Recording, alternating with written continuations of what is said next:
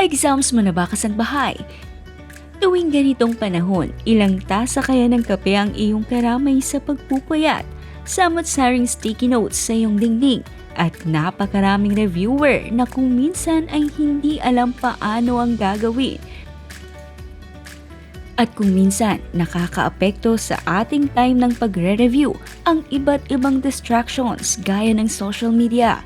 Paano ka nga ba makakapasa kung sa isang notification lang ay napapascroll ka na at agad na lose track of time?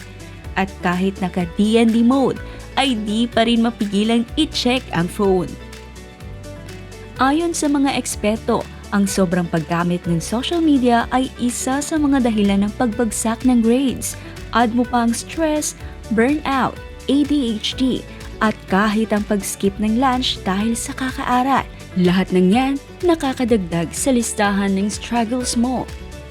At kung isa ka sa mga naaapektuhan nito, baka napapasabi ka na lang ng bawi na lang next sem o kaya grades are just numbers in papers. Pero kasangbahay, alam mo bang may mga hacks para malampasan to?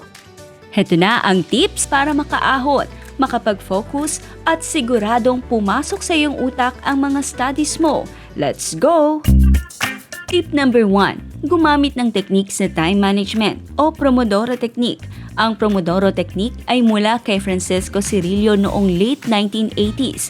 Ito ay dinisenyo bilang isang time management method upang mapabuti ang focus at productivity sa pamamagitan ng paghahati ng oras ng trabaho o pag-aaral sa mga fixed intervals. Tinawag itong Pomodoro, Italian word for tomato, dahil ang timer na ginamit niya noon ay hugis kamatis. Kung gusto mo itong subukan, maraming apps at tools na available na pwedeng makatulong or pwede mo itong imano-mano sa iyong timer basta't alam mo ang proseso. Step 1. Tukuyin ang isang gawain na kailangang matapos. Halimbawa, ang pag-aaral para sa exam o pagsulat ng report. Step 2. Iset ang timer sa 25 minuto. Mag-focus ng buong-buo sa gawain habang tumatakbo ang timer. Step 3. Iwasan ang anumang distraction. Step 4. Kapag natapos ang isang 25 minutong session, magpahinga ng 5 minuto para ma-refresh ang utak. Step 5. Gawin ang cycle ng 4 na beses. Pagkatapos ng ika-4 na cycle, magpahinga ng mas mahaba ng 15 hanggang 30 minuto. Tip number 2. Iset up ang distraction-free study environment. Ang pag-aaral sa isang lugar na walang distraction ay mahalaga upang mapanatili ang focus at maging productive. Sa mundo ngayon na punong-puno ng digital distraction tulad ng social media, notifications at multitasking, ang tamang pag-set up ng kapaligiran ay malaking hakbang para sa epektibong pag-aaral. Ang pagtatalaga ng isang specific na lugar para dito ay tumutulong sa utak na ma-associate ang lugar na ayon sa learning. Sa isang pag-aaral noong 2022, napag-alamang ang consistent na routine at kapaligiran ay nakakapagbuo ng habit na nagbibigay daan para mas madaling simulan ang isang gawain tulad ng pag-aaral. Ito ang mga simpleng paraan para dito. I-off ang notifications ng gadgets. Isa sa mga pangunahing sanhi ng distraction ay ang pagiging distracted sa social media at messaging apps. Maaari mong ilagay sa Do Not Disturb mode ang iyong gadget o gumamit ng productivity apps tulad ng Forest at Focus at Will na tutulong sa iyo upang mapanatiling nakafocus. Ang mga ingay mula sa kapaligiran ay maaaring magdulot ng cognitive overload at magpahirap sa pagre-review. Kaya naman importante na maglaan ng espasyo na malayo sa ingay.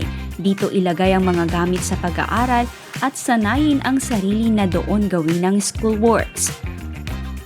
Ayon sa pag-aaral ng BMC Psychology noong 2017, ito ay epektibo upang maging mataas ang recall at understanding ng mga aralin.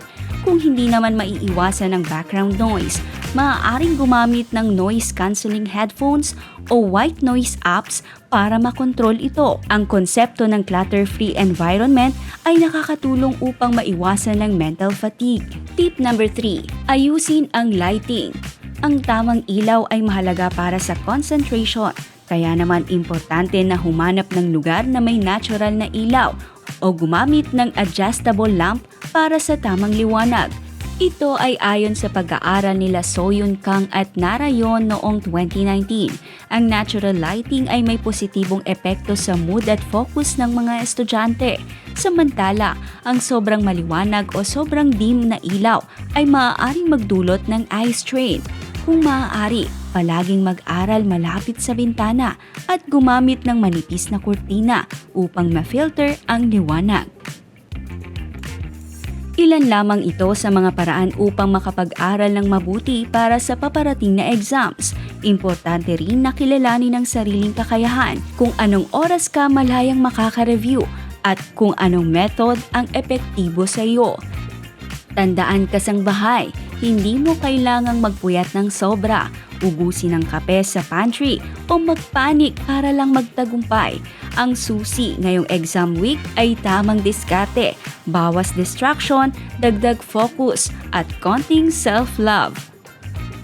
Huwag din kalimutang manalangin sa Diyos para masamahan tayo sa ating pagsisikap.